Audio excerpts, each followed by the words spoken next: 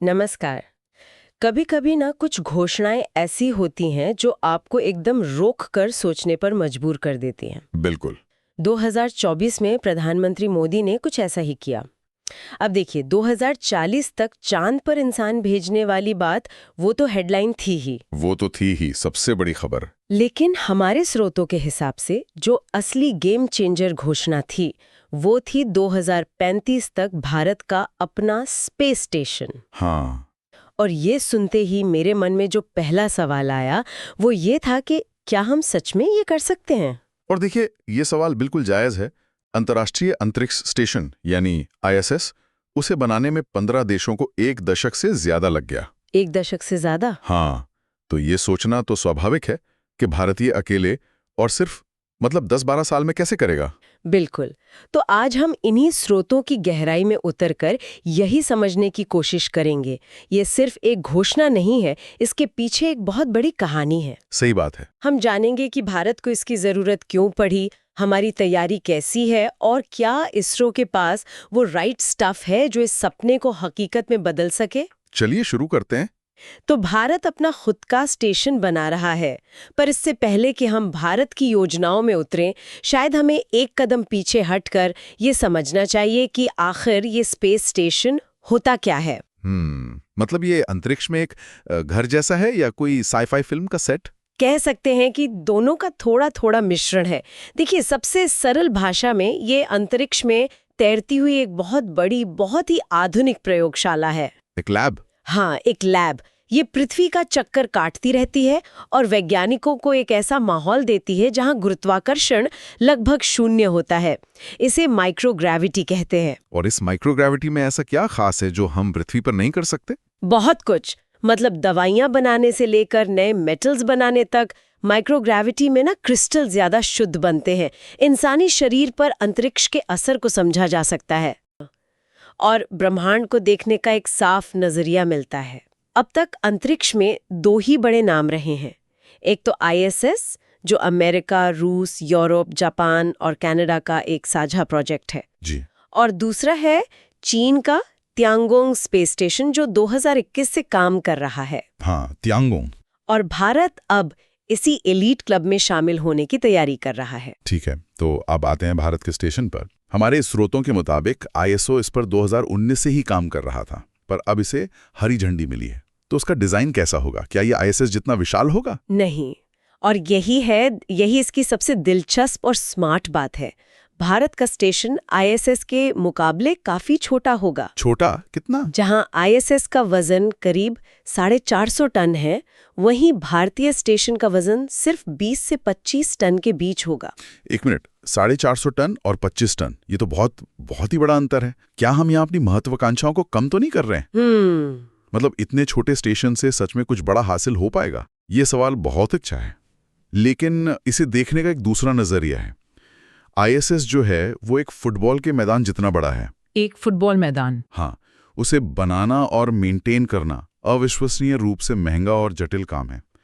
भारत का अप्रोच ज्यादा व्यवहारिक है। इसे आप ऐसे सोचें कि भारतीय स्टेशन अंतरिक्ष में तैरती हुई 2 बड़ी स्कूल बसों के बराबर का एक स्ट्रक्चर होगा। अच्छा, 2 स्कूल बसें? जी, और ये एक बार में 3 अंतरिक्ष यात्रियों को 15 से 20 दिनों तक रखने के लिए डिजाइन किया गया है।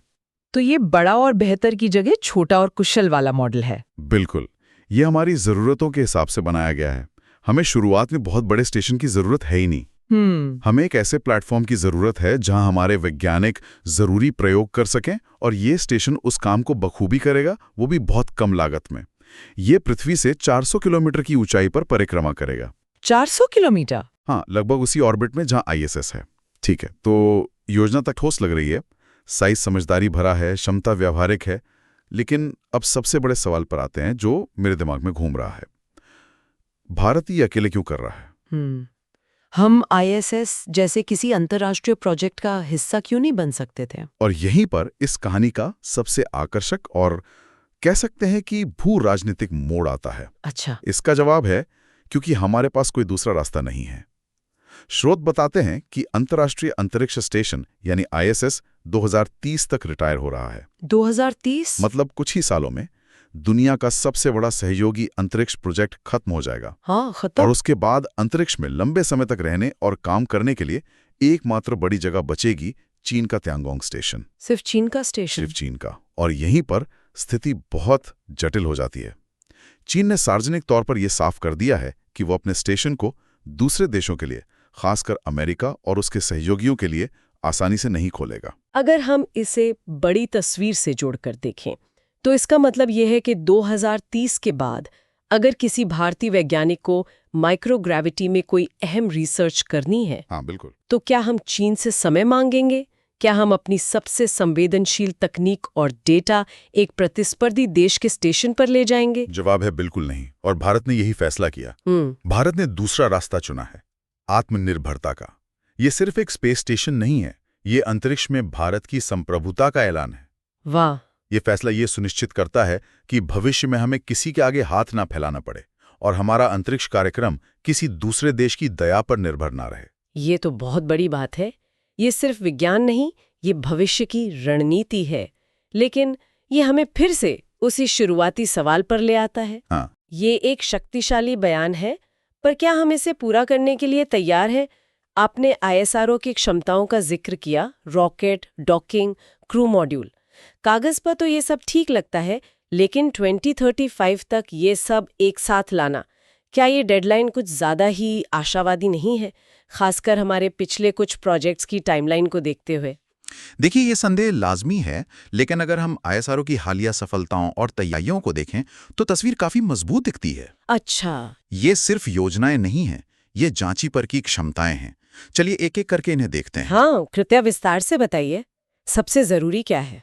सबसे पहले, सबसे भारी सामान उठाने वाला एक शक्तिशाली रॉकेट। हमारे पास बाहुबली रॉकेट है, GSLV Mark 3 या LVM-3। LVM-3, हाँ, चंद्रयान वाला। जी, ये वही रॉकेट है जिसने चंद्रयान 2 और चंद्रयान 3 को सफलतापूर्वक लॉन्च किया था।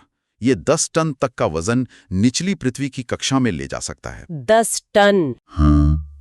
इसका मतलब है कि ये 20-25 टन के स्टेशन के एक पूरे हिस्से को एक बार में अंतरिक्ष तक पहुंचाने की ताकत रखता है। ठीक है, JSLV रॉकेट तो है, लेकिन एक स्टेशन को बनाने के लिए अलग-अलग हिस्सों को अंतरिक्ष में जोड़ना पड़ता है। ये तो बहुत मुश्किल लगता होगा। बिल्कुल, और इसी तकनीक को डॉकिंग कहते हैं।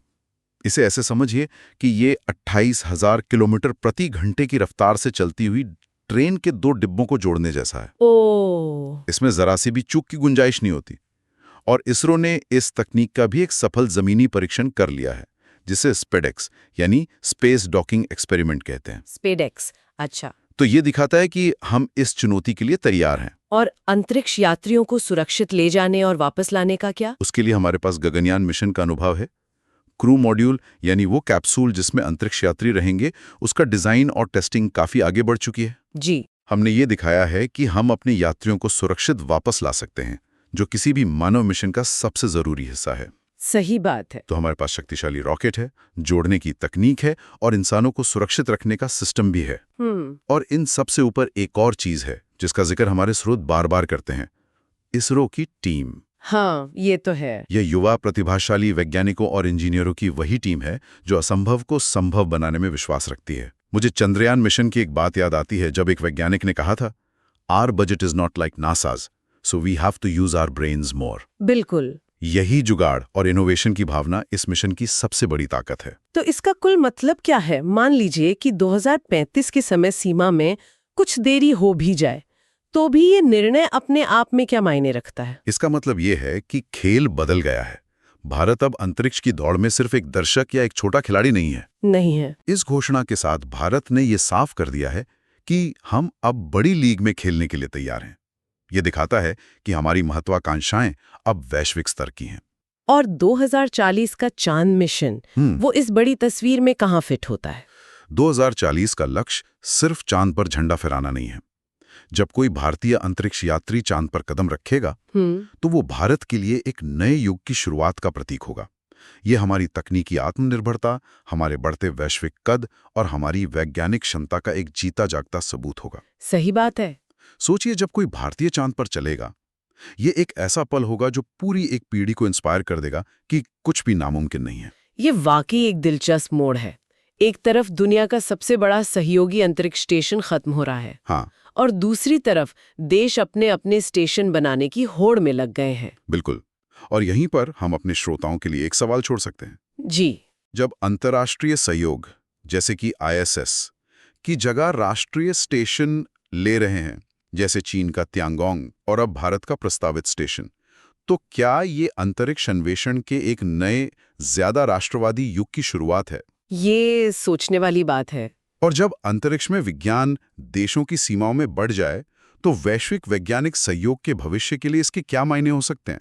अगर आपको ये वीडियो पसंद आई तो लाइक, सब्सक्राइब और कमेंट जरूर करें। मिलते हैं अगले वीडियो में।